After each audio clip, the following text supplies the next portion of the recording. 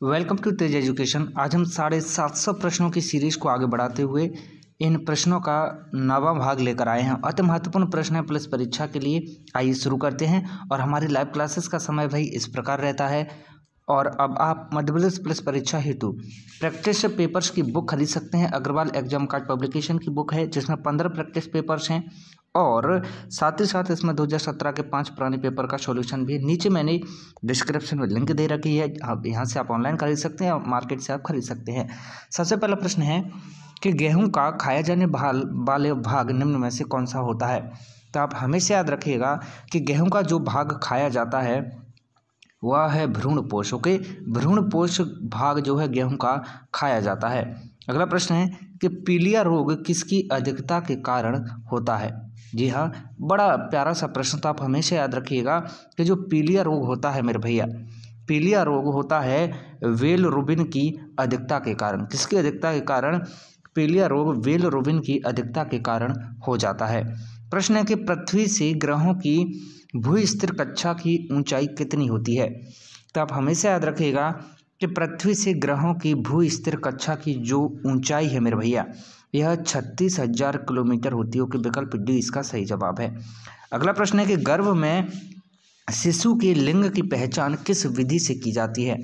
तो आप हमेशा याद रखिएगा कि गर्भ में शिशु के लिंग की पहचान एमनियोसेंटेसिस के द्वारा की जाती है। किसके द्वारा? एमनियोसेंटेसिस विधि के द्वारा की जाती है। कि विकल्प सी इसका सही जवाब है। अगला प्रश्न है कि रेफ्रिजरेटर में फ्रीजर को सबसे ऊपर रखने का क्या कारण होता है। तो हमेशा याद रखिएगा कि रेफ्रिजरेटर में फ्रीजर को सबसे ऊपर रखने का जो प्रमुख कारण रहता है ये होता है कि जिससे कि वह संवहन धाराएं स्थापित कर अंदर के पूरे भाग को ठंडा रख सके। इसीलिए फ्रिज में या रेफ्रिजरेटर में फ्रीजर कहाँ सबसे ऊपर होता है। प्रश्न है कि प्राकृतिक रबर एक बहुलक है किसका। प्राकृतिक रबर एक बहुलक होता है आइसोप्रीन का। किसका होता है भाई? आइसोप्रीन का एक बहुलक होता है प्राकृतिक रबर। अगला प्रश्न है कि माँ के दूध से शिशु को सबसे महत्वपूर्ण पदार्थ क्या मिलता है। तो आप हमेशा याद रखिएगा कि माँ के दूध से शिशु को जो सबसे महत्वपूर्ण पदार्थ मिलता है वह रहता है एंटीबॉडीज। ओके, शिशु को माँ के दूध से एंटीबॉडीज प्राप्त होती हैं। प्रश्न है कि किस रोग के उपचार के लिए सर्पगंधा से प्राप्त होने वाले रेजर पाइन का इस्तेमाल किया जाता है। याद रखिएगा कि सर्पगंधा से प्राप्त होने वाले रेजर पाइन का जो इस्तेमाल है या उच्च रक्तचाप हेतु किया जाता है। कि विकल्प ए इसका सही जवाब है। अगला प्रश्न है कि शरीर में निम्न में से किसके निर्माण हेतु विटामिन B12 तथा फॉलिक अम्ल आवश्यक होता है। तो आप हमेशा याद रखिएगा कि शरीर में विटामिन B12 और फॉलिक अम्ल आवश्यक होता है लाल रक्त कणिकाओं के निर्माण हेतु। ओके, विकल्प बी इसका सही जवाब है। अगला प्रश्न है कि कृष्ण छिद्र सिद्धांत को किसने प्रतिपादित किया। जी हाँ, कृष्ण छिद्र सिद्धांत को किसके द्वारा प्रतिपादित किया गया। तो हमेशा याद रखें इसे एस चंद्रशेखर के द्वारा प्रतिपादित किया गया कृष्ण छिद्र सिद्धांत को। अगला प्रश्न है कि केंद्रीय चावल शोध संस्थान कहाँ पर है। केंद्रीय चावल शोध संस्थान कहाँ पर है। तो आप हमेशा याद रखें कि केंद्रीय चावल शोध संस्थान स्थित है कटक में। कहाँ पर है? ये कटक में स्थित है। कि विकल्प बी इसका सही जवाब है। अगला प्रश्न है कि बैरोमीटर की रीडिंग में अचानक से गिरावट आने से कैसे मौसम का संकेत मिलता है। अगर भाई बैरोमीटर की रीडिंग में अचानक से गिरावट आ जाती है तो मौसम का संकेत मिलता है भाई तूफानी, कि अब तूफानी मौसम होने वाला है। अगला प्रश्न है कि खाद्य पदार्थों के परिरक्षण हेतु निम्नलिखित में से कौन सा रसायन प्रयुक्त किया जाता है। तो भैया जो खाद्य पदार्थों के परिरक्षण हेतु बेंजोइक अम्ल यूज किया जाता है। क्या है? खाद्य पदार्थों के परिरक्षण हेतु बेंजोइक अम्ल यूज किया जाता है। अगला प्रश्न है मृदा सुधारक निम्न में से कौन सा है, बताएं। Very very most important question है। तो हमेशा याद रखिएगा कि मृदा सुधारक भैया जी जिप्सम होता है। क्या होता है? जिप्सम मृदा सुधारक होता है। प्रश्न है कि त्वचा का रंग किसके कारण होता है। आपकी त्वचा का रंग जो है चाहे तो गोरा हो या फिर सांवला हो, ये जो त्वचा का रंग होता है ये किसके कारण होता है, तो हमें इसे याद रखें मेलानिन के कारण। ओके, मेलानिन के कारण त्वचा का रंग निर्धारित होता है। प्रश्न है कि निम्न में से कौन शाकनाशी नहीं है, तो आप हमेशा याद रखिएगा कि इनमें से शाकनाशी नहीं है भैया डीडीसी। ओके, डीडीसी कैसा है, शाकनाशी नहीं है। अगला प्रश्न है पीलिया रोग शरीर के किस भाग को प्रभावित करता है, तो आप हमेशा याद रखिएगा कि पीलिया रोग शरीर में यकृत को प्रभावित करता है। क्या करता है, शरीर में यकृत को प्रभावित करता है पीलिया रोग। लाइकेन जिन दो वर्ग के पौधों से मिलकर बनता है वे दोनों कौन से हैं, तो भैया लाइकेन जिन दो वर्ग के पौधों से मिलकर बनता है वे दोनों के दोनों वर्ग हैं कवक और शैवालों के। विकल्प डी इसका सही जवाब है। अगला प्रश्न है कि प्रकाश का रंग निर्धारित होता है कैसे, हमेशा याद रखिएगा कि प्रकाश का जो रंग है भैया ये निर्धारित होता है तरंग दैर्घ्य से। कैसे, ये तरंग दैर्घ्य से निर्धारित होता है प्रकाश का रंग। अगला प्रश्न है कि चमगादड़ों के द्वारा परागण क्या कहलाता है, चमगादड़ों के द्वारा जो परागण है यह चेरेप्टोफिली कहलाता है। ओके, अगला प्रश्न है तो चमगादड़ों के द्वारा परागण क्या, चेरेप्टोफिली। प्रश्न है कि टमाटर का जो खाने योग्य भाग होता है वो कौन सा होता है, कौन से भाग को हम टमाटर के भाग को खाते हैं, तो टमाटर के हम पूरे के पूरे फल को ही खाते हैं भैया। ओके, अगला प्रश्न है कि निम्न में से सबसे अधिक प्रत्यास्थ क्या होता है, तो सबसे अधिक प्रत्यास्थ होता है भैया क्या, इस्पात इनमें सबसे अधिक प्रत्यास्थ होता है। आगे बढ़ें, अगला प्रश्न है निम्न में से कौन रक्त अल्पता का कारण नहीं है, तो हमेशा याद रखिएगा कि रक्त अल्पता का कारण इनमें से नहीं है नियासिन। प्रश्न है कि मनुष्य के शरीर के कुल वजन में खनिजों का अंश कितना प्रतिशत होता है, तो आप हमेशा याद रखें कि मनुष्य के शरीर में कुल वजन में अगर हम देखें खनिजों का अंश कितना प्रतिशत होता है, तो खनिज होते हैं भाई मात्र 4%। कितने, 4% खनिज होते हैं हमारे ह्यूमन बॉडी के कुल वजन में। प्रश्न है कि पीलिया रोग शरीर के किस भाग में गड़बड़ी से होता है, तो हमेशा याद रखें कि पीलिया रोग लीवर में गड़बड़ी से होता है। किसमें, लीवर में गड़बड़ी से।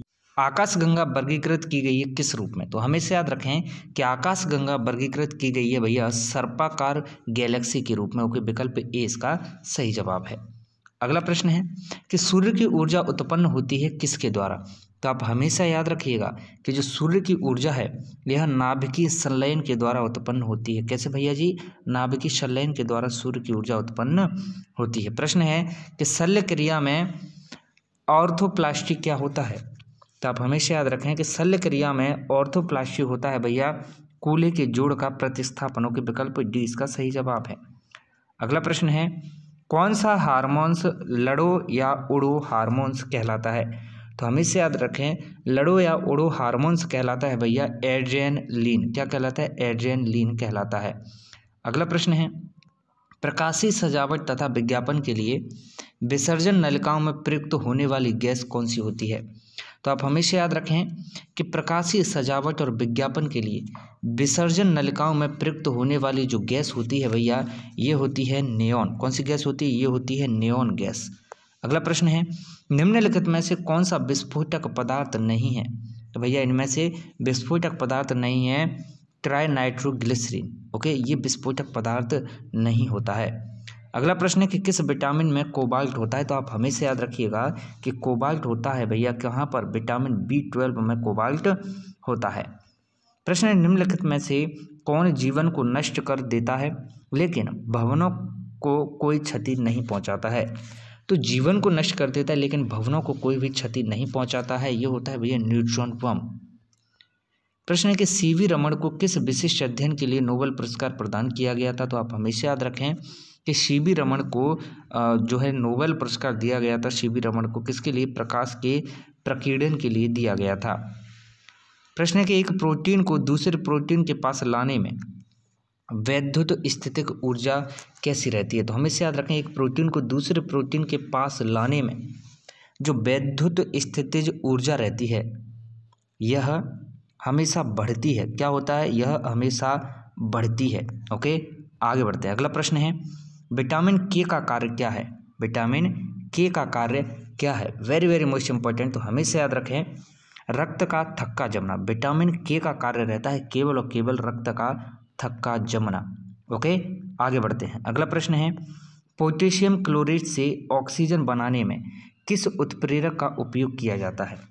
तो हमें से याद रखें, पोटेशियम क्लोराइड से ऑक्सीजन बनाने में जिस उत्प्रेरक का यूज किया जाता है वह उत्प्रेरक है भैया मैग्नीशियम डाइऑक्साइड। क्या है? मैग्नीशियम डाइऑक्साइड है, जिससे क्या है भैया, जो उत्प्रेरक के तौर पर जो है यूज किया जाता है। ओके, अगला प्रश्न है, डूबते सूर्य का लाल रंग निम्न में से किसके कारण होता है? तो डूबते हुए सूर्य का जो लाल रंग रहता है यह प्रकीर्णन के कारण होता है। किसके कारण? प्रकीर्णन के कारण होता है। प्रश्न है कि मोटर कार की जो साइड मिरर रहती है यह किस रूप में उपयोग होता है? तो भैया जी साइड मिरर जो है उत्तल दर्पण होता है। क्या होता है? उत्तल दर्पण होता है। प्रश्न है, आसमान में बादल छाए रहने पर हमें गर्मी क्यों लगती है? क्या कारण रहता है कि आसमान में बादल छाए रहते हैं और हमें क्या है, गर्मी लगती है? तो इसका कारण रहता है भैया बादल ऊष्मा के कुचालक होते हैं, इसीलिए। ओके, अगला प्रश्न है, निम्न में से कौन सी गैस है जो वायुमंडल में अम्लीय वर्षा की उत्पत्ति के लिए उत्तरदायी है? ओके, अम्लीय वर्षा की उत्पत्ति के लिए क्या है, उत्तरदायी है। तो हमेशा याद रखें, ऐसी गैस जो वायुमंडल में अम्लीय वर्षा की उत्पत्ति के लिए उत्तरदायी है, ये गैस है SO2। ओके, विकल्प डी इसका सही जवाब है। अगला प्रश्न है कि क्लोरोफिल की संरचना में कौन सा पोषक तत्व शामिल है? हमेशा याद रखें कि क्लोरोफिल की संरचना में जो पोषक तत्व शामिल है, इसमें क्लोरोफिल की संरचना में जो पोषक तत्व शामिल है वह है भैया मैग्नीशियम। ओके, मैग्नीशियम क्या है? मैग्नीशियम भैया क्लोरोफिल की संरचना में शामिल पोषक तत्व है। प्रश्न है कि दुग्ध ज्वर किसकी कमी से होता है? तो आप हमेशा याद रखिएगा कि जो दुग्ध ज्वर रहता है यह कैल्शियम की कमी से रहता है। किसकी कमी से? कैल्शियम की कमी से दुग्ध ज्वर होता है। प्रश्न है कि करनाल वंट रोग किस फसल से संबंधित है? तो हमेशा याद रखें कि जो करनाल वंट रोग है यह गेहूं की फसल से संबंधित है। करनाल वंट रोग किससे है? गेहूं की फसल से संबंधित है। प्रश्न है कि धान में खैरा रोग किसकी कमी से होता है? तो हमेशा याद रखें कि खैरा रोग किससे संबंधित है? धान की फसल से। और खैरा रोग किसकी कमी से होता है? तो जो है खैरा रोग होता है जस्ते की कमी से। प्रश्न है कि तरल पदार्थों से होकर न गुजर सकने वाली भूकंपीय लहर कौन सी है? तो भाई तरल पदार्थों से होकर नहीं गुजरती है ऐसी भूकंपीय तरंग एस। ओके, भूकंपीय तरंग एस। अगला प्रश्न है, वनस्पति घी के निर्माण में किस गैस का यूज किया जाता है? तो हमेशा याद रखें कि वनस्पति घी के निर्माण में यूज किया जाता है हाइड्रोजन का। किसका भैया? हाइड्रोजन गैस का यूज किया जाता है वनस्पति घी के निर्माण में। प्रश्न है कि दूध को कुछ देर खुले में रख जाने पर उसका स्वाद खट्टा क्यों हो जाता है? तो हमेशा याद रखें, कुछ देर तक अगर आप दूध को खुला रख देते हैं तो उसका स्वाद खट्टा हो जाता है लैक्टिक अम्ल के कारण। अगला प्रश्न है कि ठोस अवस्था में विद्युत धारा प्रवाहित करने वाला पदार्थ कौन सा है? तो हमेशा याद रखें, ठोस अवस्था में विद्युत धारा प्रवाहित करने वाला जो पदार्थ है वह है भैया ग्रेफाइट। ओके, विकल्प बी इसका सही जवाब है। आप बने रहें तेज एजुकेशन के साथ ऐसे ही शानदार महत्वपूर्ण प्रश्नों के लिए।